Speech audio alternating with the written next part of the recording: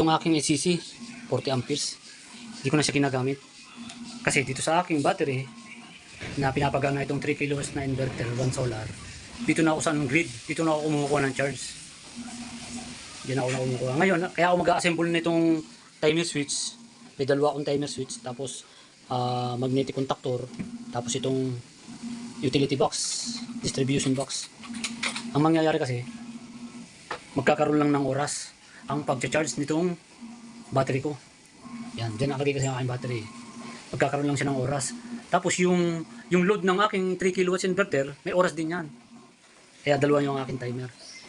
Yan o. Dito ko siya ilalagay. Diyan ako magkakaroon ng automatic time switch. Diyan ko siya ilalagay.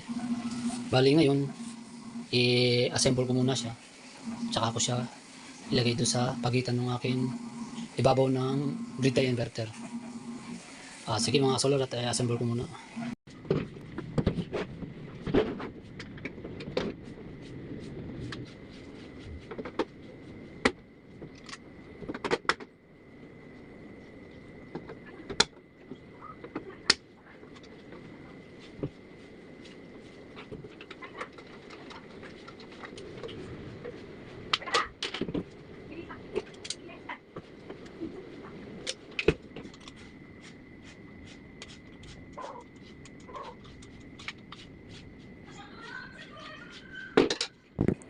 Ito mga solar, yung connection niya. Bali, ito yung magiging sa charging, tapos ito yung sa load. Tapos dito yung supply, tapos dito sa kabila supply. Bali, ikabit ko na muna siya dito sa kanyang position. Ilagay ko muna siya bago siya malagyan ng supply ng timer para matansya ko yung haba ng wire. Ikabit ko muna siya doon sa taas. Ayan na. Nakabit ko na siya.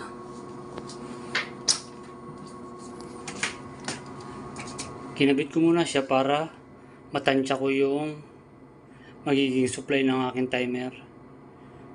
Timer ng load at saka timer ng charging ng aking battery. Para yung supply niya matansya ko yung haba para hindi sayang. Ayan na uli mga solar. Yan na sa wakas. Natapos ko rin yung installation ng aking time switch. Yan. Nag-improvise ako para sa charging at load ng aking 3 kilowatts of grid inverter 1 solar. Ngayon, hindi pa siya charging. Naka-AC priority siya. Ang magiging scenario ko muna, i-on ko lang itong aking time switch, pero nakaset na siya. Na gamit ko na siya nung nakaraan, in-install ko mula siya dito sa isang gilid. Ngayon, nag-improvise ako ng distribution box. Ngayon, itry kong i-on. Kung mag-charging siya, titingnan natin itong contactor ko, magko-contact siya. Yun, ayan na. Nag-contact na siya. Tapos tingnan natin dito. Yun, ayos. Charging. Yan ang purpose ng aking time switch. Bali mula alas 9 ng umaga, mag-o-on.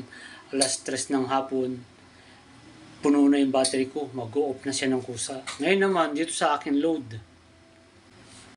Kanina, napagana ko na yung charging. Ngayon naman sa load. I-on ko yung aking time switch. Titingnan natin kung magbiblink yung ilaw. Ibig sabihin, nag-change power siya.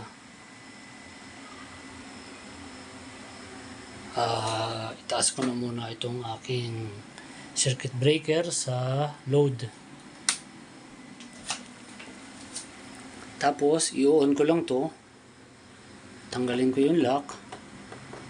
Tapos, hindi ko na ito itatapat dito sa aking, dito sa ilaw ko na siya titingnan kung magbiblink siya. Oh, yun. Change power siya. Ngayon, oh. Naka-solar na siya. Tapos, ayan o, engage yung aking contactor.